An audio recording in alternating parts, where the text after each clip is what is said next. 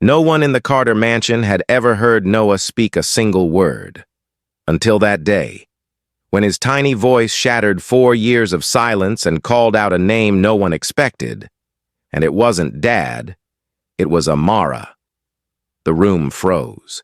James Carter, a man who could negotiate million-dollar deals without blinking, felt his knees weaken at the sound. His 4-year-old son, mute since birth, had chosen to speak for the first time, not to him, not to a doctor, but to the new black maid he barely knew. It was a moment that would change everything in this house. Before we dive into what happened and why this one word would shake the walls of a millionaire's home, where are you watching from right now? Tell me in the comments. And if you believe stories like this need to be told, please subscribe to the channel and give this video a like. Your support helps us bring you more powerful, true-to-life stories that touch the heart. Under the crimson glow of an October sunset, the Carter mansion in Buckhead, Atlanta, stood like a polished fortress, glass walls, gleaming walnut floors, and art worth more than most people's homes. But behind the opulence lay a silence so heavy it seemed to press on every surface. Noah Carter, with his wide hazel eyes and messy brown curls, sat by the floor-to-ceiling window, tapping his small fingers on the glass in an odd rhythm, as if he was speaking to a world only he understood. He had never spoken, not one word in 4 years, and his father, James Carter, had stopped expecting him to. James was a man built on ambition and loss. At 42, he was a real estate mogul with a billion-dollar portfolio, a name known in every luxury market in the South. But at home, in the quiet shadow of his wife Clara's death during childbirth, he was powerless. The grief he never learned to face drove him into his work, leaving Noah in the hands of nannies who rotated through the mansion like guests in a hotel. Over a dozen had tried, none stayed.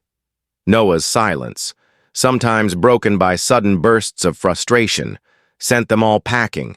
Specialists from Atlanta, New York, Boston, every one of them had examined Noah. No hearing loss, no cognitive delays. Some whispered about autism, others about selective mutism. But no one could give James the clear solution he demanded. In private, he wrestled with guilt he could neither name nor bury deep enough, hiding behind boardroom victories while failing in the one role he couldn't delegate, being a father. That October morning, Eleanor Price, the housekeeper, announced the arrival of the new maid. Eleanor had run this mansion for 20 years with a silver bun pulled tight and an even tighter sense of control. She didn't like change, and she especially didn't like strangers she hadn't approved herself. When Amara Johnson stepped into the grand foyer, carrying a plain cloth bag and wearing a worn shirt, Eleanor's eyes narrowed. Amara was 34, with a quiet strength in the way she stood and a calm warmth in her voice when she greeted James. She came from Southwest Atlanta's poorest streets, where survival meant raising her 3 younger siblings after her mother's death. James glanced at her over the top of his laptop. "Have you worked with kids?" he asked. His tone clipped, as if already half decided she wouldn't last a week. "Yes, sir," she replied, her voice low but sure. "I know how to listen to them." It wasn't the resume he wanted. It wasn't the polished pedigree Eleanor believed the household deserved. But James, buried in financial reports for a midtown skyscraper deal, simply waved her toward Eleanor and returned to his work. He expected nothing to change. No one told Amara about Noah's silence. She discovered it herself within the first hour. She found him in the living room, not meeting her eyes, his fingers tapping the armrest like a soft drumbeat. She didn't fill the air with forced questions. She didn't move too quickly. Instead, she sat nearby, folding laundry, humming an old folk song her mother used to sing, one of those melodies that felt like warm sunlight through thin curtains. Noah didn't look up, but he didn't leave either. He kept listening. By the second day, She noticed how he stiffened at sudden noises but leaned forward when light filtered through the tall windows. On the third, she brought paper and crayons, drawing slow, round circles until Noah's tiny hand began copying hers. On the fifth, she folded a paper airplane and let it glide across the room. For the first time, he smiled. Just a flicker, but enough to make her heart catch. Eleanor, watching from the hallway, saw danger in that smile. For years, she'd been the one in charge when James wasn't home. This new maid, with no degree, no proper background, had crossed an invisible line. Thomas Reed, James's 35-year-old personal assistant, saw it too, ambitious and eager to keep his influence over James intact. He joined Eleanor in whispered conversations. "She has no credentials," Eleanor murmured. "She's from the slums," Thomas replied, his tone dripping with contempt. But Amara didn't waste energy on their whispers. Every evening she wrote in a small journal, notes about Noah's moods, what made him tap faster, what slowed him down, the way his eyes followed her when she sang. She knew she wasn't there to fix him. She was there to make him feel seen. And slowly, though James barely noticed, something in the mansion began to shift. By the end of the first week, Noah no longer left the room when Amara entered. By the end of the second, he would let her guide his hand when drawing. Eleanor and Thomas saw it as a threat. Amara saw it as trust. Trust she would protect at any cost. She didn't know the storm they were preparing to unleash on her. From the moment Amara began to find small ways into Noah's quiet world, Eleanor Price and Thomas Reed decided she didn't belong in their eyes. The Carter mansion was a hierarchy, and Amara had skipped the long climb to the top by winning Noah's attention too quickly. Eleanor's resentment grew each time she walked past the living room and saw the boy sitting closer to Amara than he ever had to anyone else. Thomas, who prided himself on being James Carter's right hand, feared that if Amara earned James's trust through Noah, she could shift the balance in the house, and that was something he couldn't allow. Their alliance formed over whispered criticisms in the pantry and knowing glances in the hallway.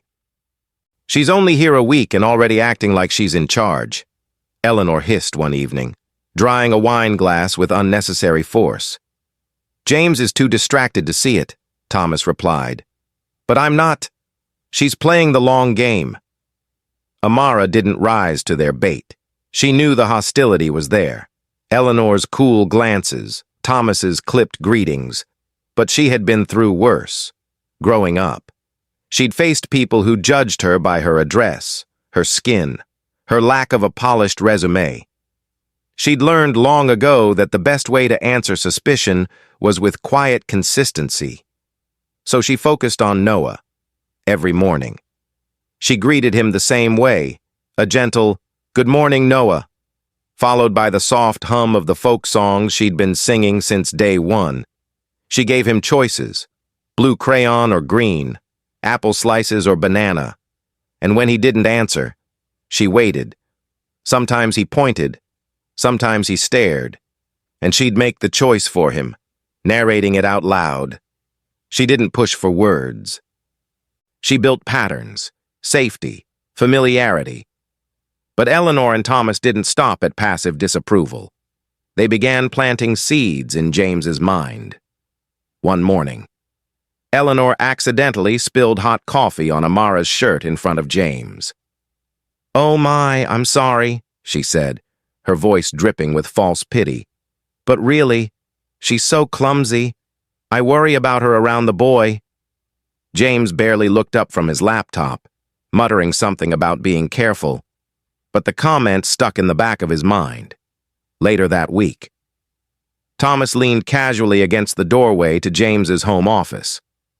"Hey, boss, just a heads up," he began, in the tone of someone sharing a favor. "I noticed my watch went missing from the living room.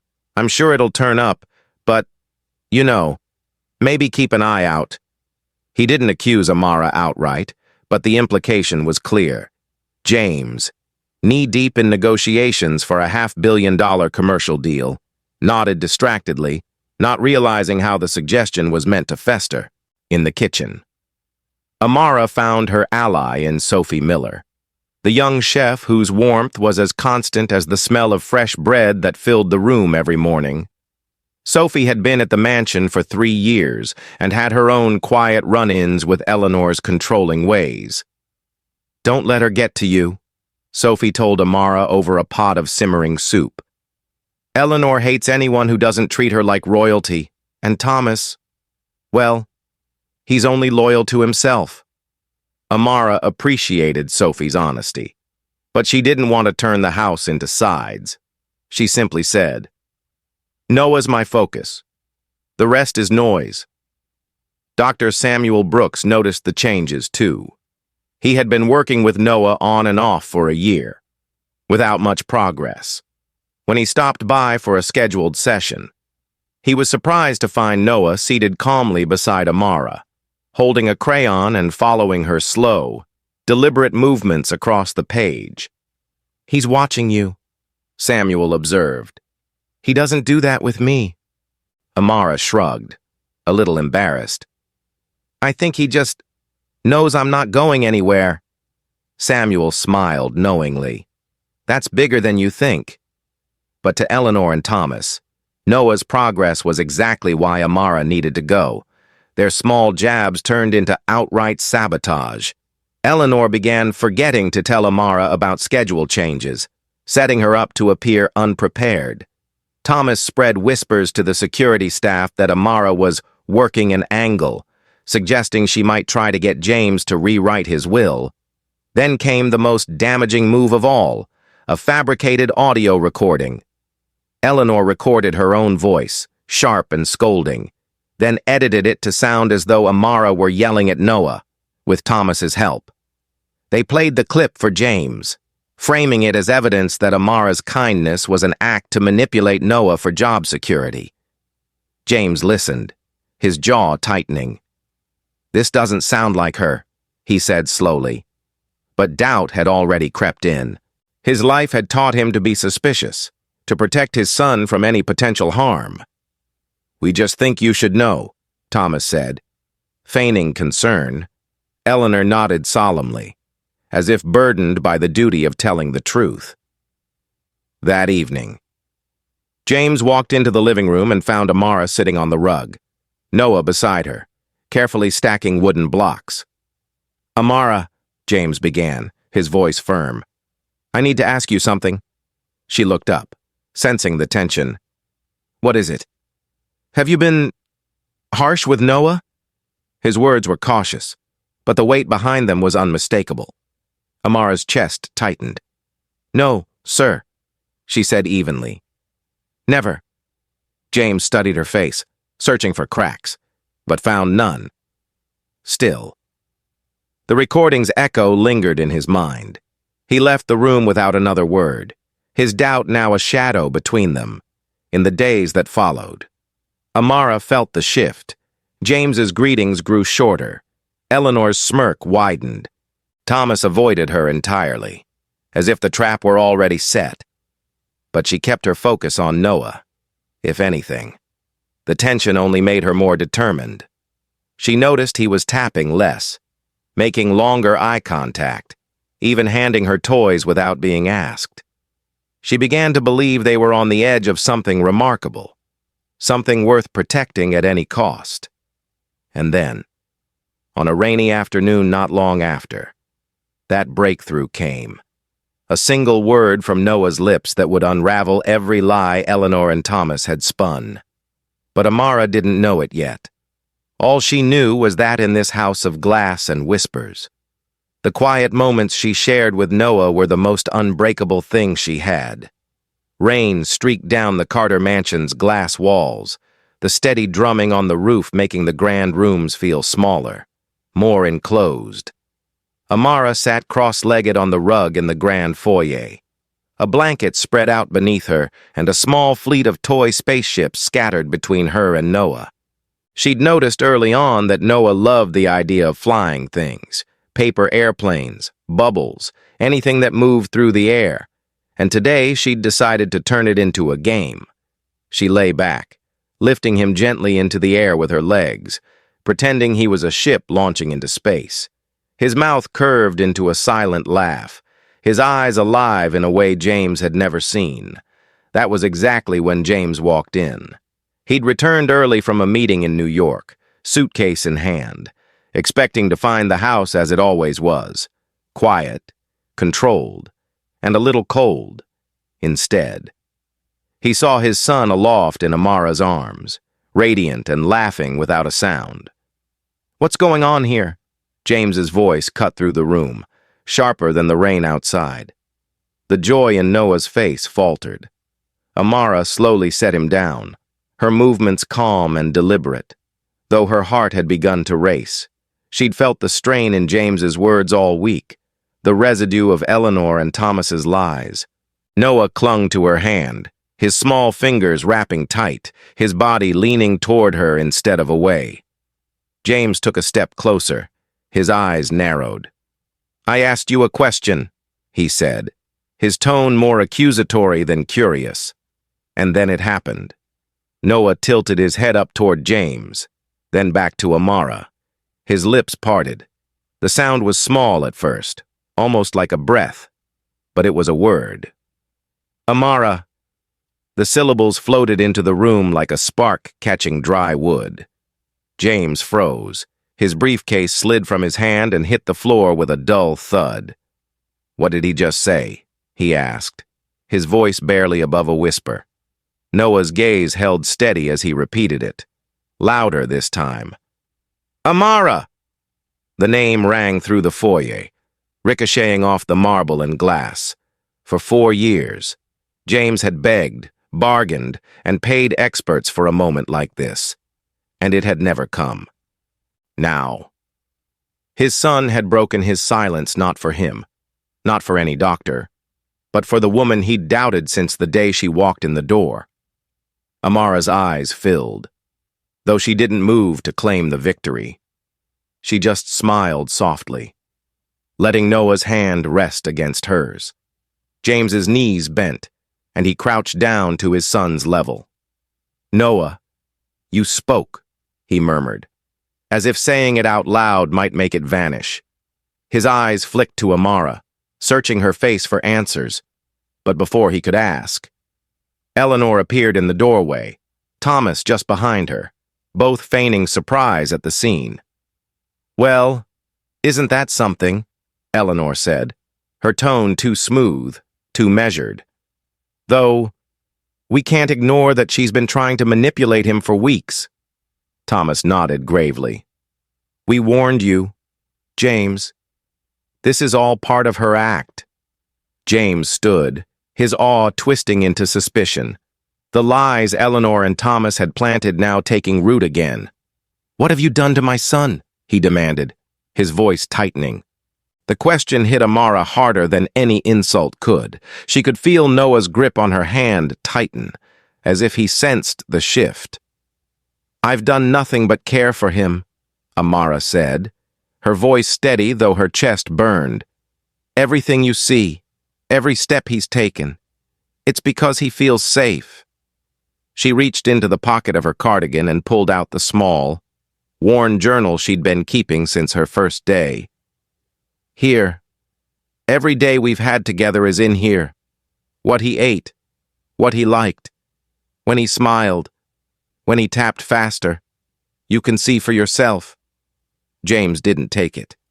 His gaze bounced between her and his son, as if torn between what he had just witnessed and what he'd been told. Eleanor took a step forward. "James, you can't let one moment erase weeks of concern. That boy's been through enough. She's—" "Stop!" Sophie's voice cut in from the hallway. She stepped into view, her chef's apron still dusted with flour. "James, you need to hear the truth. Eleanor and Thomas have been lying about Amara. They've tried to make her look bad from the start, because she's good at what she does, because she connects with Noah in a way they never could." Eleanor's eyes narrowed. Sophie, you don't know what you're talking about. I do, Sophie shot back, her voice fierce. I've seen you accidentally spill things on her, set her up to fail, and I know about that fake recording. She turned to James. It wasn't Amara's voice. It was Eleanor's, edited to sound like her. Dr. Samuel Brooks stepped in from behind Sophie, as if the confrontation had summoned him. She's telling the truth. James, he said calmly, I've been tracking Noah's progress, and it started the day Amara arrived. He's not being manipulated. He's responding to genuine care. The room went still. James looked at Eleanor and Thomas, both of whom were suddenly very quiet. His eyes hardened. Is that true? Neither answered. Get out, James said finally, his voice low but lethal. Both of you. Now. Eleanor's face flushed with rage, Thomas's with embarrassment, but neither dared argue. They left in silence, the sound of their footsteps fading up the grand staircase. James turned back to Amara, his shoulders dropping for the first time all week. I'm sorry, he said, the words rough in his throat. I didn't see what was in front of me. Amara didn't scold him, didn't point out how close he'd come to believing the worst. She simply said, Noah needs you to see him, not just now, but every day. James nodded, his eyes glistening. He looked at his son, still holding Amara's hand, and knew that whatever came next, this was the moment that would define it, and for the first time in years. The Carter mansion didn't feel quite so silent. The day after Eleanor and Thomas were removed from the Carter mansion, the air inside felt lighter, but the real work was only beginning. James Carter sat alone in his study that morning. The journal Amara had given him open on the desk. The pages were filled with neat, looping handwriting, every date, every observation, every small victory. Tapped faster when rain started. One line read, Smiled at paper airplane. Another, Rested head on my shoulder for the first time. It wasn't the cold, clinical language of a medical report. It was the diary of someone who truly cared. James found himself turning the pages slowly, absorbing not just what was written, but the patience it represented. In the kitchen, Amara poured herself a cup of tea, feeling the weight of the last few weeks settle in her bones. She wasn't celebrating Eleanor and Thomas's departure. She didn't believe in winning through someone else's downfall. But she was relieved that Noah's progress wouldn't be undermined by their sabotage, relieved that she could finally focus without the constant shadow of their disapproval. She heard footsteps and turned to see James in the doorway, the journal in his hand. I read every page, he said quietly. I can't believe I didn't see it before. Amara set down her cup. Watching him carefully, she could see something different in his posture. Not the stiff, defensive stance she'd grown used to, but something more open. You were busy protecting him the only way you knew how, she said gently. But sometimes protecting means trusting. James nodded, and for a moment he looked like a man who wasn't sure how to ask for forgiveness. I want to learn, he said. Teach me what you've been doing with him. They began that afternoon. Amara walked James through her methods, not complicated therapy techniques, just small, deliberate acts of connection. Sit with him on the floor, she instructed. Don't force him to talk. Let him show you things, even if they don't make sense to you. At first, James felt awkward, unsure how to match the rhythm of his son's quiet world. But when Noah placed a block in his hand and looked at him expectantly, James felt a spark of something he hadn't felt in years, an invitation into his child's space. The breakthrough came faster than either of them expected. That evening, James returned from a short phone call to find Noah in the living room, pointing toward the window where the rain had started again. Water, Noah whispered, his voice tentative but clear. James's breath caught. He knelt beside him. "Yes, water," he repeated, smiling. Noah tapped the glass and looked back at him, as if waiting for a response. James tapped it too. They stayed there like that for several minutes, the simple exchange feeling more significant than any business deal James had ever closed. In the days that followed, James made changes to his schedule. He canceled evening meetings. He turned down weekend conferences. The staff, used to his constant absence, began to notice his presence in the house, eating breakfast with Noah, helping him with simple puzzles, sitting in on the music sessions Amara led. Sophie started baking bread in smaller batches so she could bring warm slices into the living room for them to share. Dr. Brooks visited once a week, not to direct, but to observe and encourage. "He's making progress because you're both speaking his language now," the doctor told James. Noah's vocabulary grew slowly, but each new word was a milestone. "Son," he said one afternoon, pointing toward the light streaming through the balcony doors. "Book," he said another day, handing one to Amara, and then came the word that undid James completely. It was late, and James was tucking Noah into bed. He smoothed the blanket over his small frame, leaning down to kiss his forehead. "Good night, son," he murmured. Noah looked at him, his eyes unblinking in the dim light. "Love you, Dad," he whispered. James had to turn away before his son could see the tears. He walked into the hallway, pressing a hand to the wall to steady himself. Years of guilt, of missed chances, of hiding from the ache of loss. All of it seemed to crash into him at once. But underneath the grief was something else. Hope. The next morning, James found Amara in the garden, trimming a row of overgrown roses. He handed her a small box, wrapped simply. "This is for you," he said. Inside was a delicate silver necklace, the kind that caught the light just so. "It's to replace the one you wear every day," he explained. "The chain's worn thin." Amara smiled, her fingers brushing over the cool metal.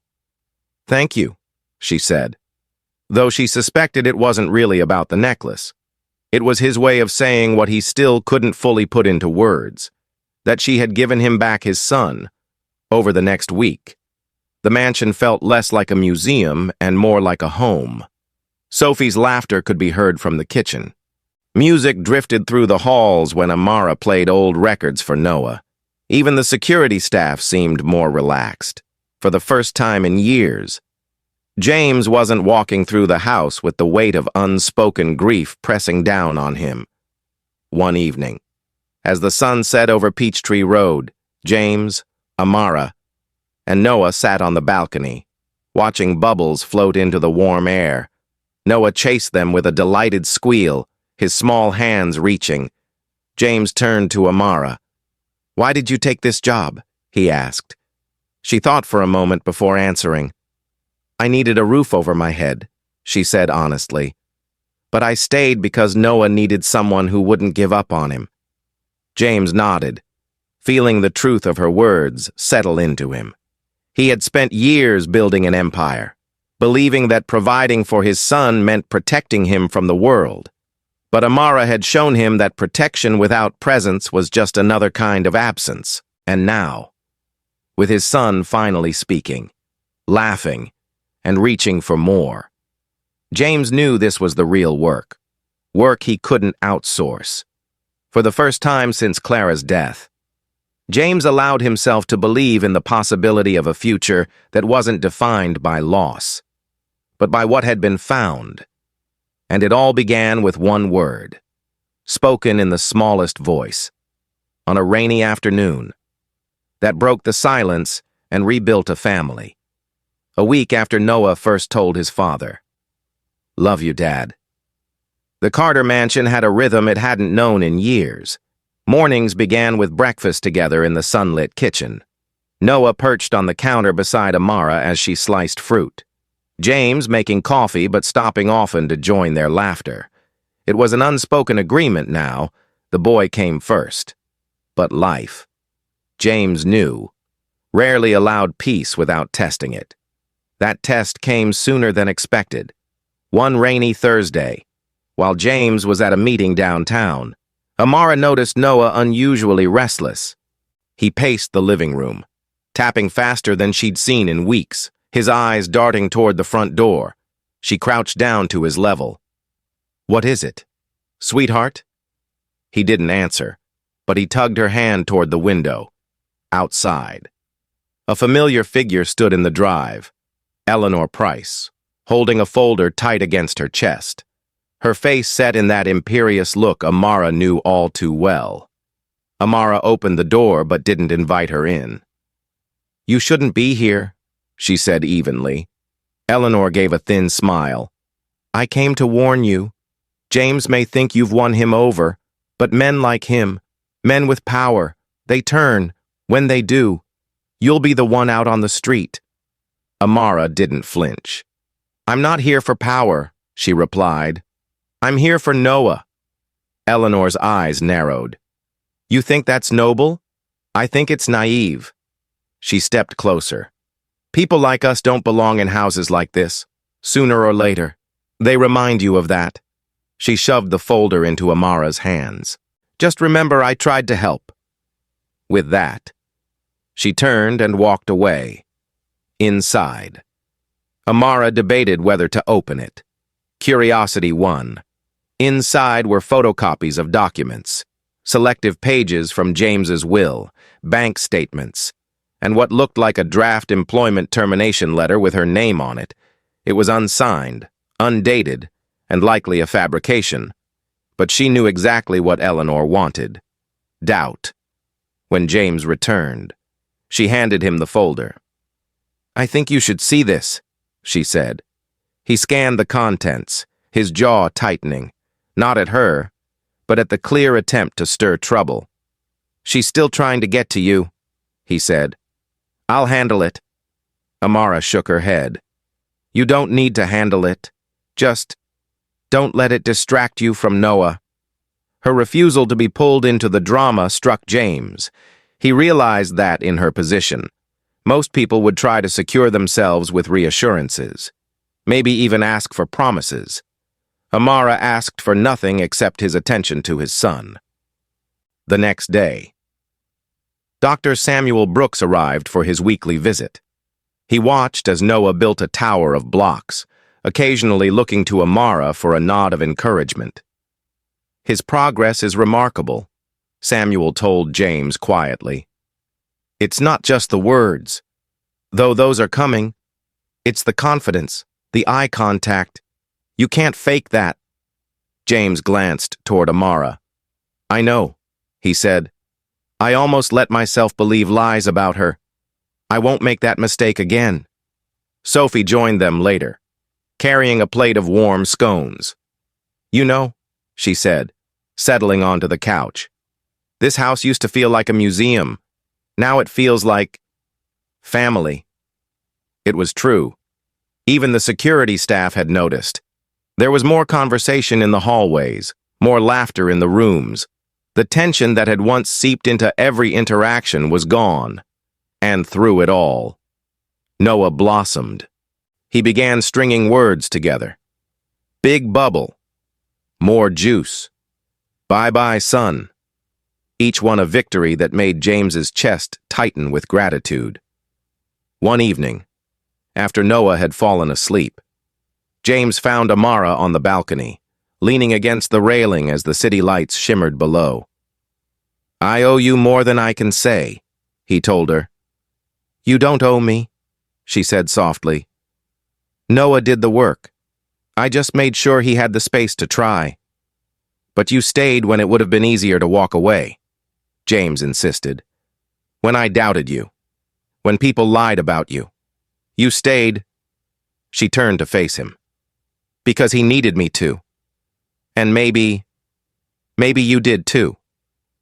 They stood in silence for a while, the hum of traffic far below filling the space between them. James thought about how, just weeks ago, this house had been filled with glass walls and unspoken grief. Now, it held something else entirely. Trust. 2 days later. They were in the living room when Noah toddled over to Amara with a book in hand.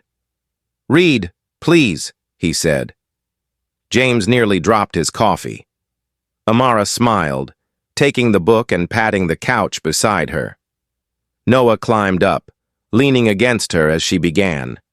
James sat across from them, watching the way his son's eyes followed every page, the way his small hand rested on Amara's arm. In that moment, James understood something he'd missed for years. Love wasn't in grand gestures or lavish gifts. It was in the quiet, consistent presence. It was in sitting on the floor, block in hand, matching the rhythm of a boy's taps until the taps slowed. It was in listening to the same folk song every night until it became a comfort. That night, after Amara left the room, James tucked Noah in. "Do you know how proud I am of you?" he asked. Noah nodded, a sleepy smile tugging at his lips. "Love you, Dad," he murmured before drifting off. James lingered for a moment, brushing a curl from his son's forehead. Then he stepped into the hallway, where Amara was waiting. "Stay," he said simply. "Not as staff, as part of this family." Amara hesitated, not because she didn't want to, but because she knew what that meant. Blurring lines, shifting roles, changing the shape of all their lives. "If that's what you truly want," she said finally, "then yes, I'll stay." And so, without ceremony, without contracts or conditions, they became something more than employer and employee. They became a family rebuilt not by blood alone, but by the courage to trust and the patience to love. The Carter mansion still gleamed with glass and steel, still looked like a fortress from the outside, but inside, its heart had changed, and every now and then, on quiet afternoons when the rain tapped against the windows, James would hear his son's voice, clear, confident, calling for Amara, and he'd remember the day everything began to heal. James Carter had spent years mastering the art of building towers, steel and glass skyscrapers that rose over Atlanta's skyline like monuments to his ambition. But none of those towers compared to the one that mattered now, the fragile, growing structure of trust between him and his son. Since asking Amara to stay as family, James found himself in unfamiliar territory. His calendar, once packed with back-to-back meetings, now had wide, protected spaces marked only by a single word: Noah. He still ran a multi-million-dollar real estate empire. But for the first time, he understood that some meetings couldn't be rescheduled, like building block towers at 9 in the morning or bubble-blowing contests on the balcony at sunset. Each morning began the same way now. James would make coffee while Amara sliced fruit. Noah perched on the counter between them, tapping the edge of the cutting board in his familiar rhythm. But what used to be silence was now filled with words, small, deliberate, sometimes halting, but words nonetheless. "Apple, please. More juice. Daddy's cup." Every new phrase was a victory, and James treated it that way, not with loud applause that might overwhelm him, but with a steady, proud smile and a gentle, "Good job, son." One morning, as sunlight streamed through the glass walls, Noah surprised them both. He pointed toward a framed photo of Clara, the mother he'd never known, and said, softly but clearly, "Mommy." James froze. The photo had always been there, tucked on a shelf in the corner of the living room, a quiet memory James wasn't sure how to share. He swallowed hard, walked over, and knelt beside his son. "Yes," he said, his voice thick. "That's your mommy. She loved you very much." Amara watched from across the room, her eyes shining, knowing that moment was a step toward healing for both father and son. Dr. Samuel Brooks continued his weekly visits. though they felt less like formal sessions now and more like check-ins between friends. "He's not just talking," Samuel told James one afternoon. "He's connecting, the tapping, the eye contact, the gestures. They're all becoming part of a larger communication. You've created a safe space where his voice can grow." James glanced toward Amara, who was crouched beside Noah, helping him fit puzzle pieces together. "We created it," he corrected. Life in the Carter mansion shifted in subtle ways. Sophie's kitchen was no longer just a place where meals were prepared. It became a hub of warmth, with Noah sometimes sitting on the counter, legs swinging, helping stir batter. Even the security guards, once stoic and formal, now greeted him with an easy, "Hey, champ," as he toddled past. The mansion, once a glass fortress, felt lived in. It smelled of baking bread and sounded like laughter. One Saturday morning, James decided to take Noah to Piedmont Park, something he'd never attempted before. Crowds had always overwhelmed his son, but James wanted to try, carefully, with Amara at their side. They started on a quiet path, letting Noah hold his bubble wand and watch the iridescent spheres drift into the autumn air. He whispered, "Bubble," each time one floated past, his voice growing a little louder with each repetition. At one point, a golden retriever trotted over, tail wagging. Noah froze, then looked at Amara. She crouched down, her tone calm. "He's friendly," she said, holding Noah's hand as the dog sniffed gently, to James's surprise. Noah giggled, a sound so unguarded it made his chest ache with gratitude. That night, after Noah was tucked into bed, James found Amara on the balcony. The city lights shimmered, but he barely noticed. "I don't think I've said this enough," he began. "Thank you for giving me my son." Amara shook her head. "You always had him. You just needed to meet him where he was." James looked out at the skyline. "I used to think being a good father meant protecting him from the world. Now I know it means standing beside him in it." As weeks turned into months, Noah's progress continued. He began initiating conversations in his own way, pointing, naming objects, even stringing together short sentences. "Daddy, read book.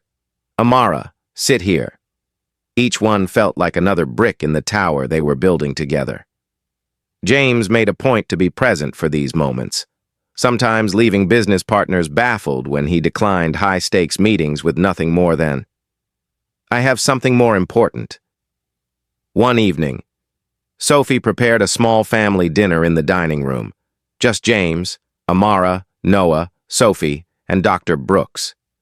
Noah sat between James and Amara, proudly passing roles to each person as if he were hosting, when dessert came. He looked up and said, "Thank you, Sophie." Without prompting, the room went quiet for a moment before breaking into smiles and laughter. For James, that simple courtesy carried the weight of a speech. Later that night, James stood in Noah's doorway, watching him sleep. He remembered the years when this same boy sat in silence, unreachable, locked away in a place James couldn't find. Now, he was here, still growing, still learning, but here. And the woman who had made that possible was just down the hall. He found Amara in the kitchen, cleaning up the last of the dinner dishes. "I don't want this to end," he said. She glanced at him, unsure what he meant. "Not the work, not the progress, not this family we've built. It doesn't have to," she said simply. James knew then that what had started as an employment arrangement had become something far more permanent. He'd spent years building structures meant to last generations. Now, he realized the most enduring thing he'd ever build wouldn't have his name on a plaque or a skyscraper in the skyline. It would be the bond between him, his son, and the woman who refused to give up on either of them. In the quiet of that kitchen, with the city humming outside and the dishes stacked neatly in the sink, James Carter understood something he wished he'd known long ago. The greatest legacy a man could leave wasn't measured in square footage or net worth. It was measured in the love that remained when the contracts were signed, the towers built, and the deals closed. And in that moment, he knew his legacy was already taking shape. One word, one smile, one moment at a time. The first hints of spring in Atlanta brought a softness to the air, as if the city itself had decided to exhale after a long winter. In the Carter mansion, the change in season mirrored the change in its people. Gone were the days when silence pressed against the glass walls. Now, the home pulsed with life. James Carter often found himself pausing in doorways just to watch his son exist. To see Noah flipping through picture books with Amara on the balcony, or chasing bubbles across the polished walnut floors, his laughter spilling into the high-ceilinged rooms. It was in one of those pauses, on a golden Saturday evening, that James realized they had crossed an invisible line. This wasn't recovery anymore. This was living. They had spent the afternoon in the garden, a place James used to ignore, leaving its upkeep to landscapers. Now, he knelt beside Noah in the soil, helping him plant marigolds while Amara pointed out the worms and ladybugs that made the flowers grow. Noah repeated each new word Amara offered, his small voice clear and deliberate. Flower, bug, yellow. Each one felt like a gift, and James took them all. By the time the sun began to set, their hands were dirty, and their hearts were full. After dinner, James suggested they take their tea out to the Peachtree Road balcony. The city stretched before them in shades of orange and purple, the hum of traffic below mixing with the faint trill of birds settling in for the night.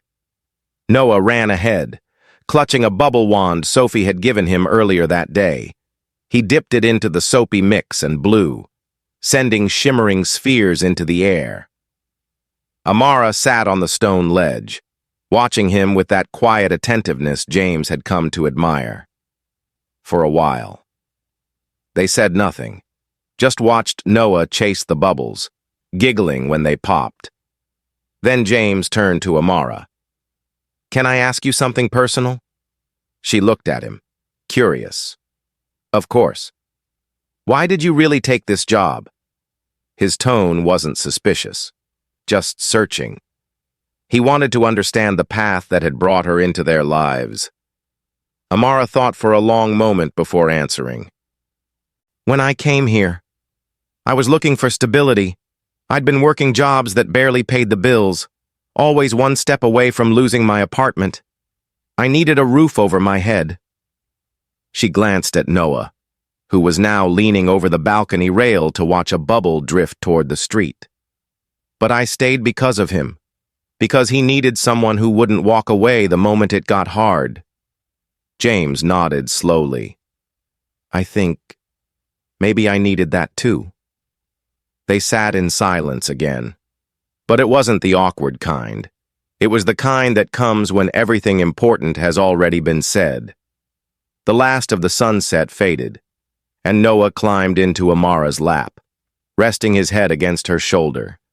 That night, after Noah was asleep, James walked through the house, noticing how different it felt. The art on the walls was the same, the furniture unchanged, but the atmosphere was lighter, warmer. It struck him that for years he had built a fortress to keep the world out. But in doing so, he had kept life out too. Amara had opened the door, not just for Noah, but for him. In the weeks that followed, the changes became visible to everyone who entered. Business associates commented on how relaxed James seemed. Sophie, now promoted to head chef, joked that she'd never heard so much laughter in the kitchen. Even Dr. Samuel Brooks admitted that he looked forward to his visits as much for the company as for the professional progress. One afternoon, James took Noah and Amara to the small park near the Carter family church. It wasn't an official event. just an ordinary outing. But to James, it felt monumental. Noah played with other children, something he'd never done before, joining a game of rolling a ball back and forth. When one of the other kids asked his name, Noah answered, without hesitation. Noah Carter. James had to turn away, blinking fast, because he didn't want Noah to see his tears. That evening, as they walked back to the car, Noah reached for both their hands, one in his father's, one in Amara's, and held on tight. It was a simple act, but to James, it was a declaration. This was his family now. The next Sunday, James invited Amara to sit with them in the family pew at church. Some in the congregation whispered, Buckhead wasn't free of its prejudices, but James ignored them. When the service ended, he introduced her to an old business acquaintance. This is Amara, he said plainly. She's family. There was no hesitation, no need to explain further. As spring deepened, so did their bond. Noah's words became sentences, his sentences became questions, and his questions, about the sky, about the flowers, about where bubbles go when they pop, filled the house with a curiosity James had thought was lost. They spent afternoons reading on the balcony, evenings baking cookies in the kitchen, and Sundays walking in the park. One night, as James tucked Noah in, the boy looked up and said, Daddy, Amara loves us. James smiled. Yes, she does, and we love her too. Later, James found Amara in the living room, straightening the pillows on the couch. He told me tonight that you love us, James said. Amara's eyes softened. I do. James stepped closer. And I want you to know, we love you too. This house, my life, wouldn't be the same without you. In that moment, with the quiet hum of the city outside and the warmth of family inside, James understood the full arc of their journey. They had gone from strangers bound by circumstance to a family bound by choice.